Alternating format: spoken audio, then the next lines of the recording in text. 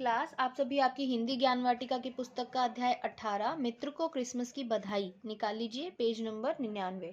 इस अध्याय में हम एक पत्र पढ़ेंगे जिसमें एक व्यक्ति है डी जॉन जो अपने मित्र, अपने फ्रेंड को, जिसका नाम क्या है, साइमन, उसको पत्र लिख करके क्रिसमस की बधाई दे रहे हैं। ठीक है, तो पत्र शुरू करते हैं। सबसे पहले एड्रेस लाजपत नगर 24 दिसंबर 2012। मतलब ये डेट चेंज की जा सकती है, लेकिन जैसा बुक में लिखा है हम वैसा ही पढ़ते हैं।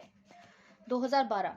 देखो क्रिसमस कब होता है? 25 दिसंबर को। ठीक, तो 24 दिसंबर की शाम से ही क्रिसमस ईव जिसे कहते हैं, तभी से ही क्रिसमस जो है वो सेलिब्रेट होना शुरू हो जाता है, लोग सेलिब्रेट करना शुरू कर देते हैं। ठीक, तो 24 तारीख को इसीलिए उन्होंने ये पत्र लिखा होगा। प्रिय साइमन, साइमन क्या है? जिसको पत्र लिख रहे हैं उसका नाम। मैं तुम्हें क्रिसमस के अवसर पर हार्दिक बधाई देती हूँ। डी जॉन कौन है? लेडी है, ठीक, औरत है, वो लिख रही हैं। अवसर मतलब होता है उस दिन के लिए, ठीक, उस मौके के लिए हार्दिक बधाई देती हूँ, मतलब बहुत बधाई देती हूँ। कल ही क्रिसमस का पावन पर्व है। पर्व मतलब होता है त्योहार, ठीक है, यानी 24 तारीख को बधाई दे रही हैं और 25 का क्रिसमस है, तो कल ही क्रिसमस का पावन मतलब पवित्र त्योहार है।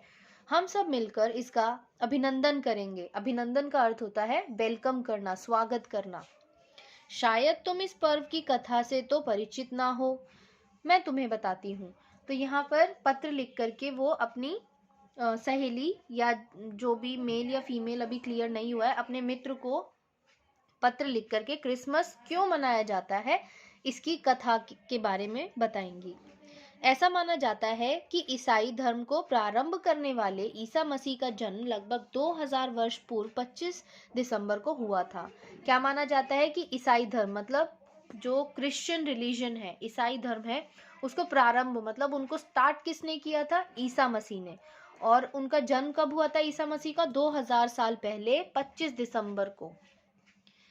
यही कारण है कि क्रिसमस संबंधी उत्सव 25 दिसंबर को बड़ा दिन भी कहा जाता है।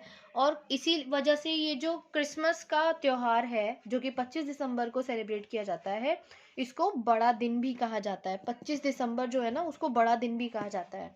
ईसा मसीह का नामकरण 6 जनवरी को हुआ था। क्रिसमस के अवसर पर अनेक प्रकार की तैयारियां की जाती हैं। इसे मनाने की योजनाएं महीनों पहले बनने लगती हैं। अब मैं तुम्हें क्रिसमस चिन्ह के बारे में एक घटना बताती हूँ। जैसा कि इंडिया में होता ही है, और इंडिया ही नहीं वर्ल्ड में किसी भी त्योहार के लिए लोग पहले से तैयारियां शुरू कर देते हैं, तो ऐसे ही क्रिसमस के लिए भी महीनों पहले से तैयारियां शुरू हो जाती हैं। फिर एक घटना के बारे में वो आगे बताती हैं। 16वीं शताब्दी की बात है। एक बार मार्टिन लूथर क्रिसमस के अवसर पर रात्रि के समय जंगल में घूम रहे थे। मार्टिन लूथर नामक एक व्यक्ति थे जो क्रिसमस के दिन जंगल में घूम रहे थे। वहां एक दृश्य देखकर वे मुग्ध हो गए, मतलब वहां उन्होंने एक ऐसा दृश्य देखा जिसे देखकर वो बहुत ज्यादा खो गए, उस दृश्य में बहुत मुग्ध हो गए। वे सोचने लगे कि कितना अच्छा हो यदि उनकी पत्नी तथा बच्चे भी इस दृश्य का आनंद ले पाए, क्योंकि वहां पर उनकी पत्नी और बच्चे तो नहीं थे। अब इतना सुंदर दृश्य देख के वो इतने खुश हुए कि उनको लगा काश मेरी पत्नी और मेरे बच्चे भी इतना सुंदर दृश्य देख पाते। मार्टिन लूथर ने एक वृक्ष को काटा और अपने घर में लगाया। उन्होंने उस वृक्ष पर मोमबत्तियां जलाई। इसके बाद से जर्मनी में यह एक परंपरा के रूप में प्रचलित हो गया।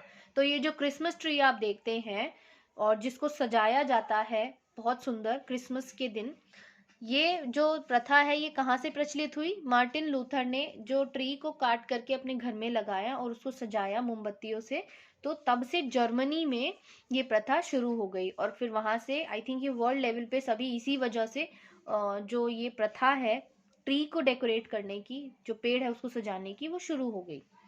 क्रिसमस के दिन अर्धरात्रि को गिरजाघर की घंटियां ईसा मसीह के जन्म का संदेश देती हैं। अर्धरात्रि मतलब आधी रात। गिरजाघर मतलब होता है चर्च। चर्च को हिंदी में बोलते हैं गिरजाघर। जो क्रिसमस के दिन आधी रात जो होती है, तब गिरजाघर में घंटियां बजती हैं और वो किस चीज का संदेश देती हैं? ईसा मसीह के जन्म का। तुम यह तो जानते ही होगे कि ईसा मसीह का जन्म यरूशलेम के एक अस्तबल में हुआ था। यरूशलेम नाम की एक जगह है, वहां पर अस्तबल, अस्तबल होता है जहां पर घोड़ों को रखा जाता है, ठीक है, जहां घोड़े रहते हैं। तो ईसा मसीह का जन्म कहाँ हुआ था? यरूशलेम के एक अस्तबल में हुआ था। इस दिन हम घर की खिड़की पर मोमबत्तियां जलाते हैं ताकि यात्री वहां आकर विश्राम कर सके। क्रिसमस के दिन क्या करते हैं? अपनी घर की खिड़की पर मोमबत्तियां जलाते हैं ताकि जो यात्री हैं, जो आने जाने वाले लोग हैं, वहां पर आकर विश्राम कर सकें। क्रिसमस के अवसर पर बच्चों को उपहार देने की प्रथा है। क्रिसमस के अवसर पर बच्चों को गिफ्ट्स दिए जाते हैं, ये तो आप सभी को पता ही है। सेंटा क्लॉज बच्चों के लिए उपहार लाता है और चुपचाप रखकर चला जाता है। अब ये जो सेंटा क्लॉज वाली स्टोरी है, ये कितनी सच्ची है और कितनी झूठी है, इसके बारे में तो मुझे नहीं पता, लेकिन हाँ, क्रिसमस पे सेंटा क्लॉज का वेश धारण करके फिर बच्चों को गिफ्ट्स देने की जो प्रथा है, उसको लोग आज भी फॉलो करते हैं। इस प्रकार यह त्योहार प्रेम और भाईचारे का संदेश लेकर आता है। तो ये जो त्योहार है, जिसमें लोग इतना मिलजुल के सेलिब्रेट करते हैं, इस त्योहार को मनाते हैं, तो ये जो त्योहार है, ये किस चीज़ का संदेश लेकर आता है? प्रेम का और भाईचारे का। मैं एक बार फिर तुम्हें क्रिसमस की बधाई देती हूँ और तुम्हारे लिए मंगल कामनाएं करती हूँ। तुम्हारी अभिन्न मित्र डी जॉन। तो इस लेटर, इस पत्र के माध्यम से जो डी जॉन है, उन्होंने कितनी सारी चीज़ें बता दी कि ट्री क्यों सजाया जाता है, क्रिसमस क्यों मनाया जाता है, किन के जन्म के दिन मनाया जाता है, किस तरह से मनाया जाता है, क्या क्या चीज़ें की जाती हैं। उस छोटे से पत्र में उन्होंने इतनी सारी चीज़ें बता दी। ठीक, तो आई होप आपको इस पत्र के थ्रू, जैसे उनकी मित्र को बहुत कुछ जानने को मिला, ऐसे आपको भी क्रिसमस के बारे में बहुत सारी चीज़ें नहीं पता चली होगी जो आपको पहले पता नहीं थी। ये अध्याय यहाँ पर खत्म होता है। अगली वीडियो क्लास में हम इसका अभ्यास कार्य करेंगे।